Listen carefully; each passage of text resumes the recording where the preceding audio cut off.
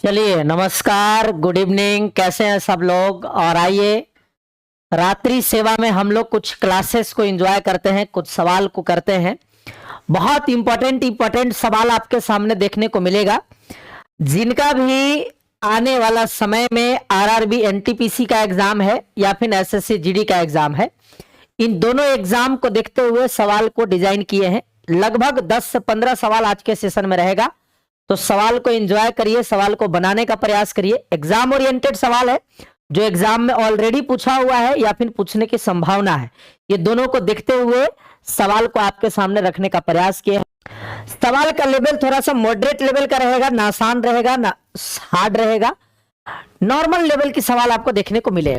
कहता है कि एक नाव शांत जल में 15 किलोमीटर पर आवर की चाल से चलती है, 4.5 घंटा में धारा की दिशा में 30 किलोमीटर जाती है और धारा के विपरीत दिशा में चलकर वापस आ जाती है, तो धारा की स्पीड ज्ञात करें कितना होगा। सवाल सिंपल सी है कि एक नाव की ओरिजिनल स्पीड, बोट की स्पीड 15 किलोमीटर पर आवर है जी, और वाटर की स्पीड मालूम नहीं है। वाटर की स्पीड मालूम नहीं है। सवाल है कि 30 किलोमीटर किसी स्थान पर धारा की दिशा में जाता है और वहीं पर लौट करके वापस आ जाता है और टोटल समय 4.5 घंटा लगा है।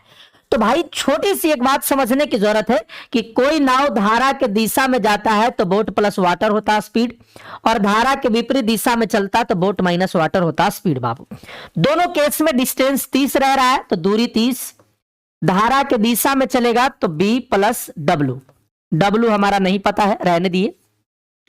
और 30 किलोमीटर की दूरी धारा के विपरीत दिशा में स्पीड 15 माइनस डब्ल्यू हो जाएगा, और दोनों का समय का योग लिखेंगे तो आ जाएगा 4.5 घंटा। 4.5 घंटा सवाल में ही दिया है कि आने जाने में टोटल समय 4.5 घंटा लगा है। भाई साहब, एक बात छोटी सी समझने का प्रयास करिए कि यदि हम इस सवाल को बाई प्रोसेस बनाने का प्रयास करें तो फिर क्वाड्रेटिक इक्वेशन बनेगा, जो कि हमारे लिए टफ पॉइंट हो जाएगा। और यदि आप ऑप्शनल एग्जाम की तैयारी कर रहे हैं तो आप बाई प्रोसेस ना चल करके ऑप्शन से चलने का प्रयास करिए कि कौन ऑप्शन रखेंगे कि एलएचएस में 4.5 हो जाएगा, क्योंकि आरएचएस में 4.5 है। तो भाई साहब, ऑप्शन नंबर आप सी रख के चलिए 5। 15 में 5 जोड़ेंगे तो आ जाएगा 20, और 20 से इसको काटेंगे तो आ जाएगा 1.5। 15 में 5 घटेगा तो 10, और 10 से इसको काटेंगे तो 3, 3 और 1.5 4.5 आ रहा है, यानी ऑप्शन नंबर सी हमारा आंसर, बाई ऑप्शन मेरे भाई। ठीक है, ऐसा सवाल में दो तरीके से सवाल आपको डिजाइन करता है, या तो बोट की चाल देगा तो वाटर की चाल नहीं देगा, या फिर वाटर की चाल देगा तो बोट की चाल नहीं देगा। दोनों में से कोई एक देगा, तो जो देगा उसको ज्यों का त्यों छोड़ देना है, और जो नहीं दिया है उसको हम लोग मान करके उसका ऑप्शन पुट कर देंगे। क्लियर है? तो यदि हम नेक्स्ट सवाल की तरफ बढ़ते, सवाल नंबर 2 देखिएगा। 2 नंबर सवाल कहा गया है कि एक वृत्त की जीवा 20.5 सेंटीमीटर है, तो वृत्त की त्रिज्या क्या होगा। देखो, यदि इस सवाल को हम सिंपल भाषा में समझे तो यदि वृत्त की जीवा दिया है और सवाल कहता है कि वृत्त की सबसे बड़ी जीवा है, तो सबसे बड़ी जीवा जो होता है वो व्यास कहलाता, और व्यास के हाफ आधा होता त्रिज्या। लेकिन दिक्कत क्या है कि ये सवाल में ये नहीं बोला है कि सबसे बड़ी जीवा है, लेकिन वो जीवा है। अब सोचो कि यदि मैं इसको व्यास मान दूं कि सबसे बड़ी जीवा है, तो रेडियस इसका हाफ हो जाएगा। तो 20.5 का हाफ करिएगा तो आ जाएगा 10.25 मेरे भाई। 10.25 रेडियस कब होगा? जब हमारा 20.5 ओरिजिनल जीवा व्यास होगा तब। लेकिन सवाल यह है कि यह केवल और केवल एक जीवा है। अब दिक्कत यह है कि यदि मैं इसको वृत्त से समझाऊं आपको थोड़ा सा, ताकि यह सिंप्लीफाई हो जाए, जल्दी जल्दी सब लोग कनेक्ट होइए। इतनी रात में पढ़ाई करना और उसमें भी इतनी ठंड में पढ़ाई करना तो आसान नहीं है, लेकिन सब लोग को जगाइए, हुर के हुरिए, अपने पड़ोसी को, बगल वाले को हुरिए, कहिए चलो पढ़ो, अब पढ़ेंगे तभी लोग बढ़ेंगे, है ना। सुनो, यदि मैं कहता मेरे भाई कि ये वाला हमारा एक जीवा है जो 20.5 है, यदि मैं इसको जीवा कहता तो आप रेडियस सीधे सीधे 10.25 कहते। ठीक है जी, लेकिन दिक्कत यह है कि यह जीवा नहीं है। अब सोचो कि यदि ये वाला व्यास नहीं रहेगा तो कोई दूसरी जीवा होगा, और दूसरी जीवा जो भी होगा वो व्यास से छोटा होगा।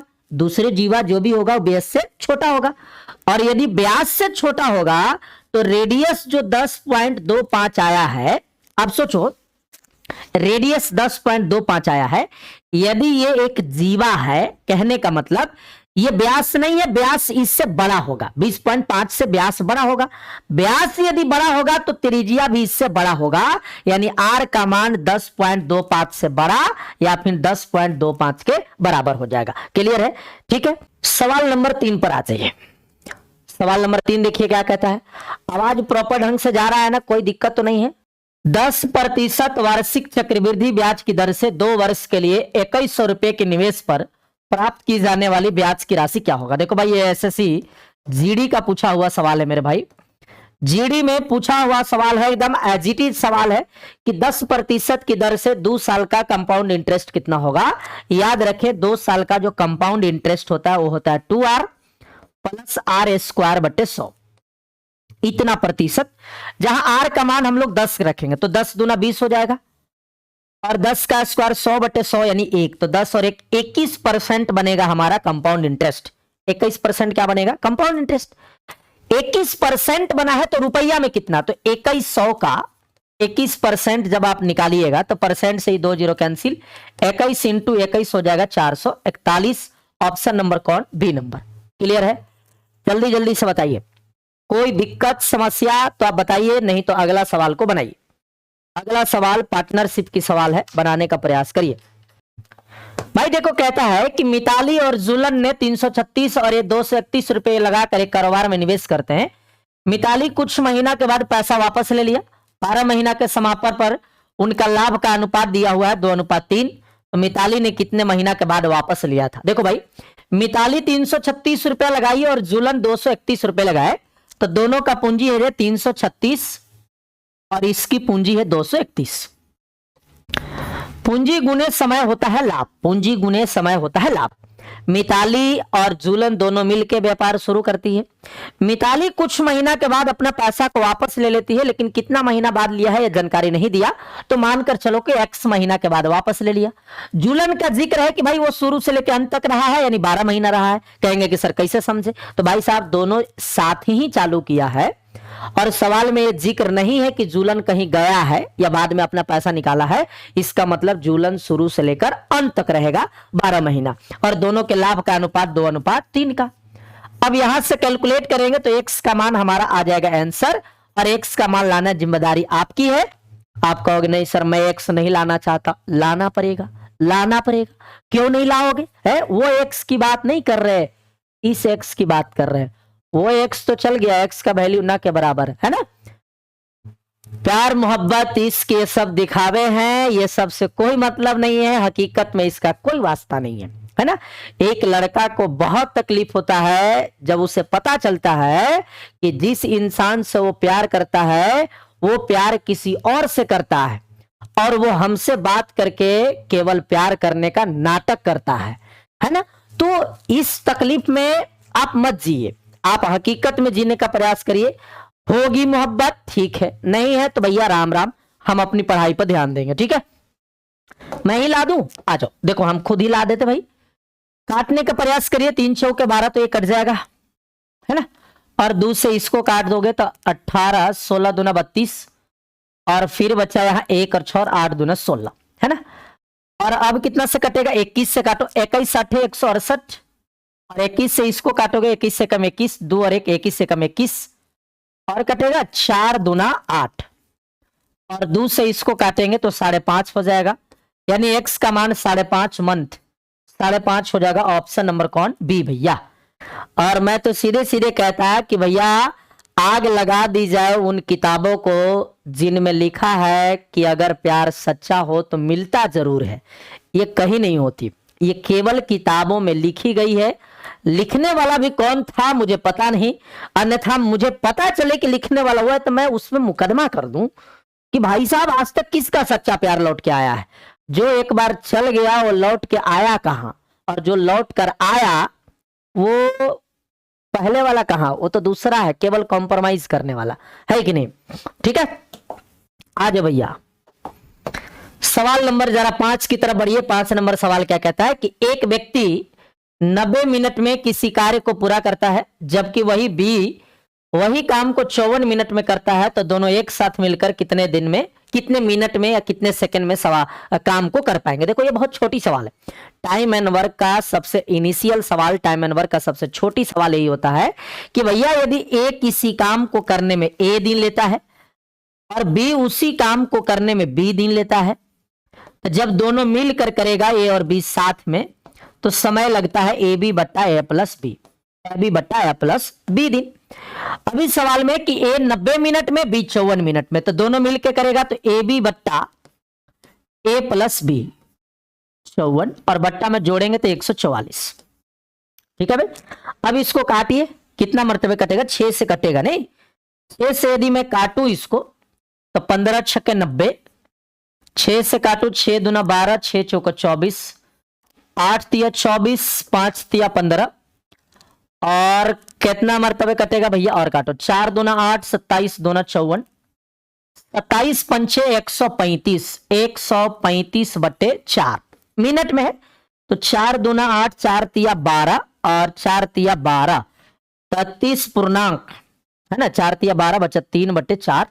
इसको सेकंड में बदलना है, 60 से गुना कर दो, 15 चौके 60, 15 तिया 45, यानी 33 minute 45 second, 33 minute 45 second. Option number B, sorry C सवाल का आंसर होगा। जल्दी से बताओ, है ना। एक लड़का कहता है कि सर वो बात दोबारा से दोहरा दी जाए। देखो ध्यान से, समझ गए? तो आज के डेट में प्यार के मामले में लॉयलिटी तो कभी नहीं चल रही है। अभी एक नया वीडियो वायरल हुआ है कि एक लड़की एक लड़का के साथ रिलेशनशिप में रहते हुए किसी और के साथ वैलेंटाइन डे मनाने चल गई। भैया पता नहीं वैलेंटाइन डे मना या कुछ और डे मन गया, मनाने वाला जाने भैया, है ना। आ जाओ सवाल नंबर 6। कहता है कि जब पूर्णांक n को 5 से विभाजित किया जाता है तो रिमाइंडर 2 बचता है, तो 7n को 5 से विभाजित किया जाएगा तो शेषफल क्या होगा? बहुत आसान सी सवाल है, ध्यान से समझिएगा। कहता है कि एक संख्या n को 5 से भाग देंगे तो रिमाइंडर जो बच रहा है वो 2 बचेगा। ऐसी केस में हमेशा n का मान इन दोनों के जोड़ के तो 5 2 7, यानी जो n का वैल्यू है वो 7 है, यानी 7 को 5 से डिवाइड करते हैं तो रिमाइंडर हमारा 2 बचता है। अब कहता है कि 7n को, n के जगह 7 तो 7 7 49 को, 49 को 5 से भाग देंगे तब रिमाइंडर क्या आएगा? तो रिजल्ट आएगा 4। Option number D. बोलिए जल्दी से।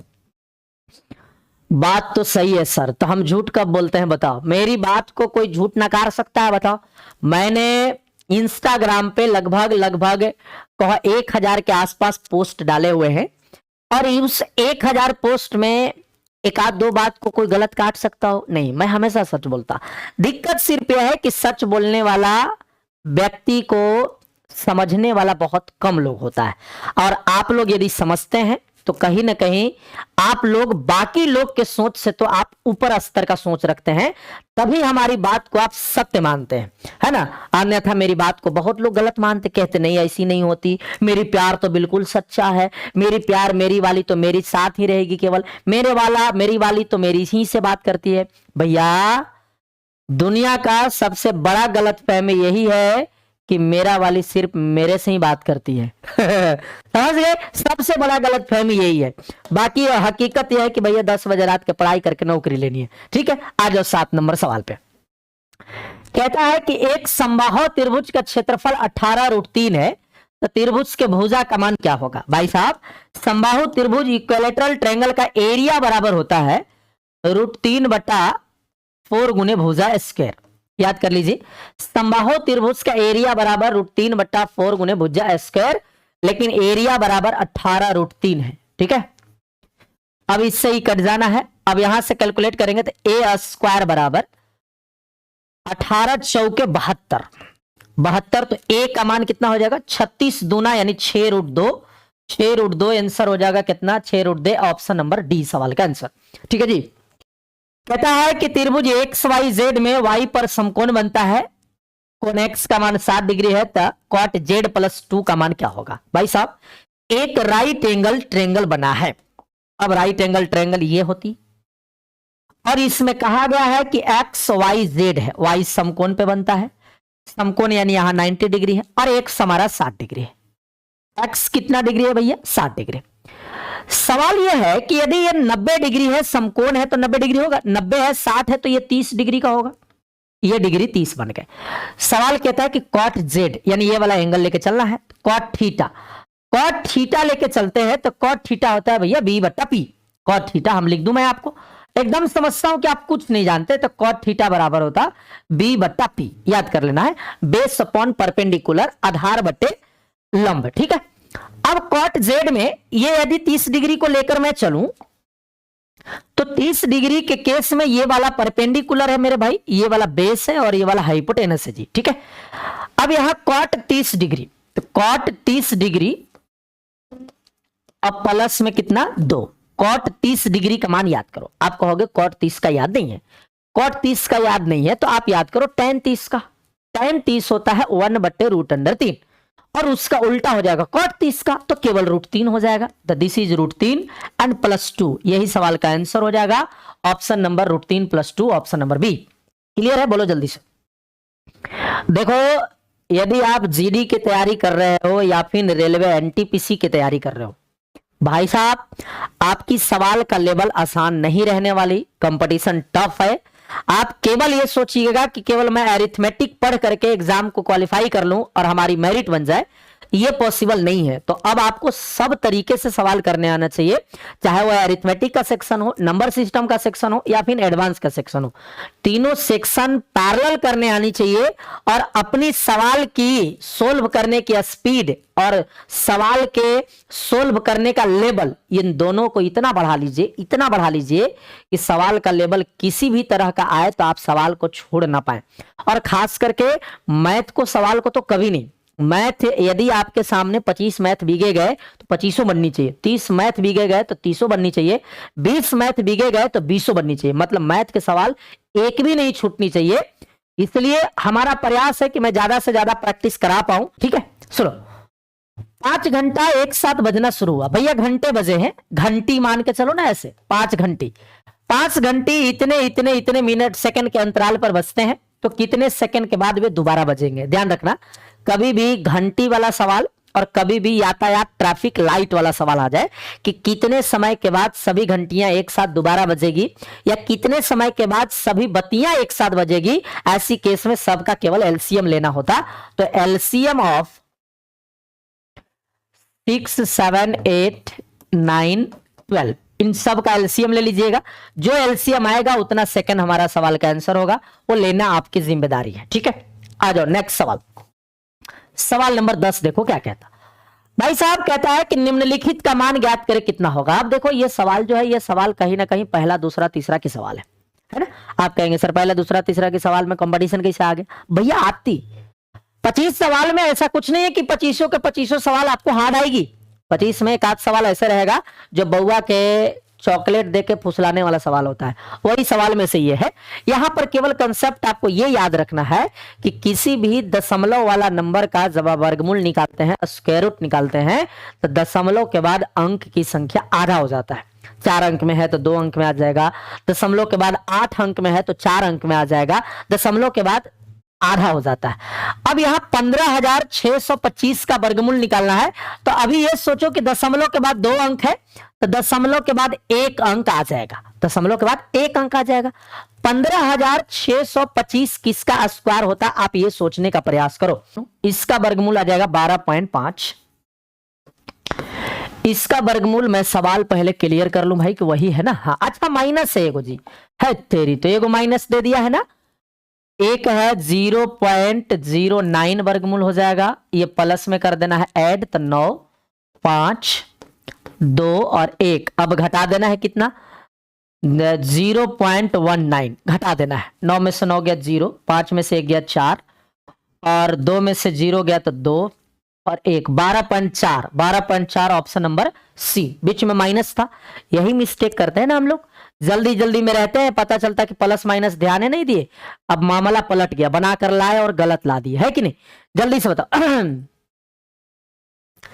देखो भैया, जैसे देखते हो अपनी प्यार मोहब्बत इश्क को, जिसको चाहते हो वो उसको, उसी तरीके से सवाल को भी देखा करो ताकि नजर ना भटके, है ना।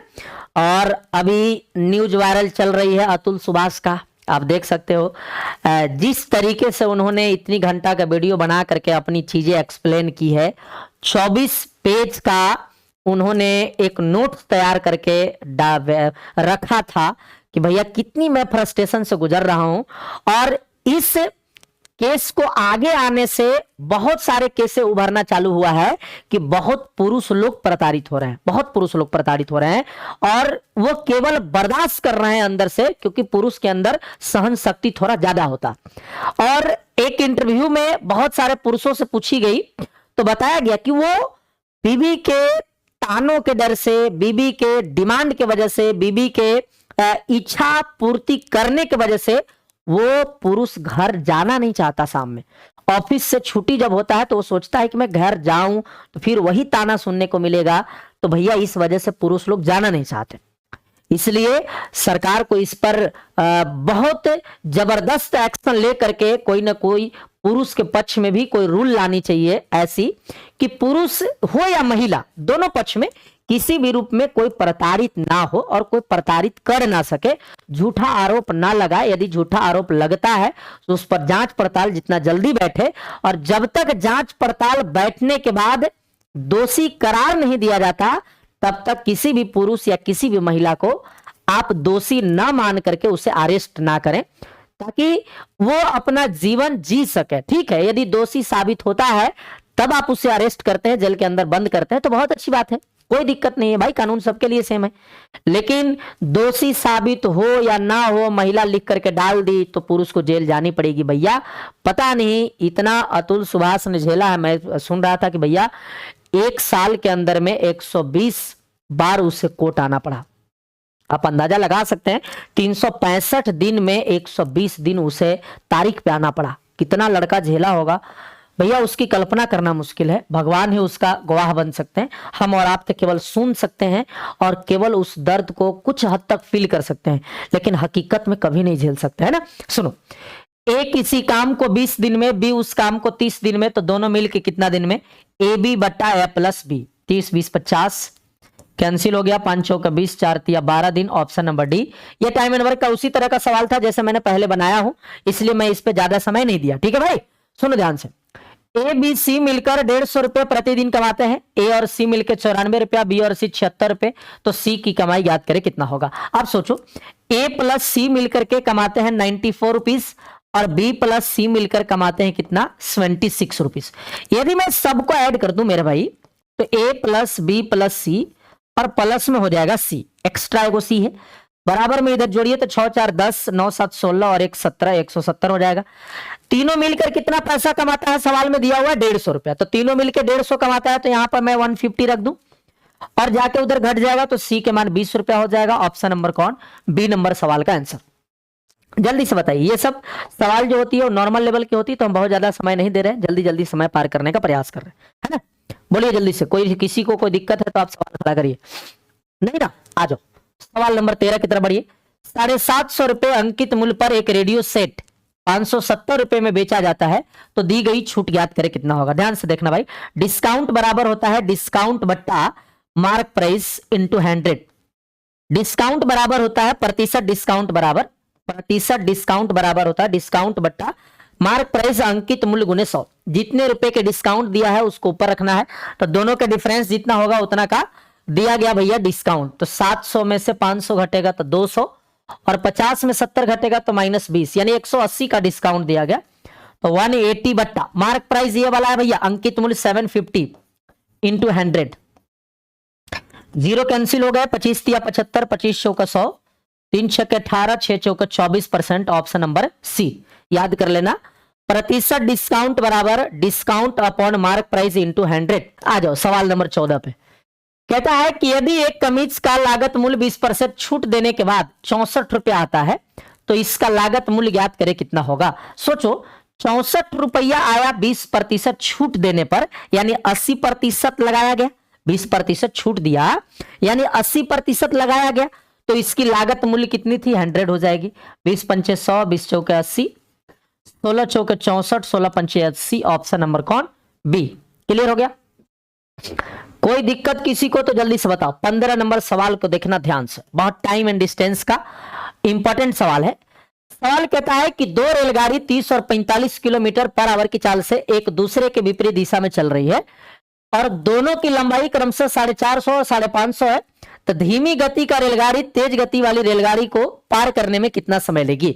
भाई साहब, दो रेलगाड़ी एक दूसरे के अपोजिट डायरेक्शन में चलता है तो स्पीड होता है S1 प्लस S2, यानी दोनों के चाल को जोड़कर, और दूरी होता दोनों का योग, तो दोनों का योग करेंगे तो 5 4 9 और 1 10, यानी 1000 मीटर। This is distance and speed. Speed यदि दो गाड़ी रनिंग अवस्था में है तो लगता है रिलेटिव स्पीड। रिलेटिव स्पीड होता है S1 प्लस S2, दोनों को जोड़कर जोड़िएगा तो 30 और 15 45, 30 45 होता है 75, है ना, 75 हो जाएगा, 75 किलोमीटर पर आवर। 5/18 से गुना करेंगे तो मीटर पर सेकंड में आ जाएगा। मीटर पर सेकंड में क्यों ला रहे हैं? क्योंकि ऊपर डिस्टेंस हमारा मीटर में, मीटर से मीटर कैंसिल हो जाएगा। 25 तिया 75, 25 चौका 140 हो जाएगा भाई, 5 अट्ठे 40 हो जाएंगे, 3 छक्के 18, 6 अट्ठे 48 सेकेंड। Option number A. बोलो, किसी को किसी भी प्रकार का यदि सवाल है तो आप बता सकते हैं। 15 सवाल ही था आज की सेशन में। अपना और अपना परिवार का ख्याल रखें। धन्यवाद, थैंक यू, गुड नाइट।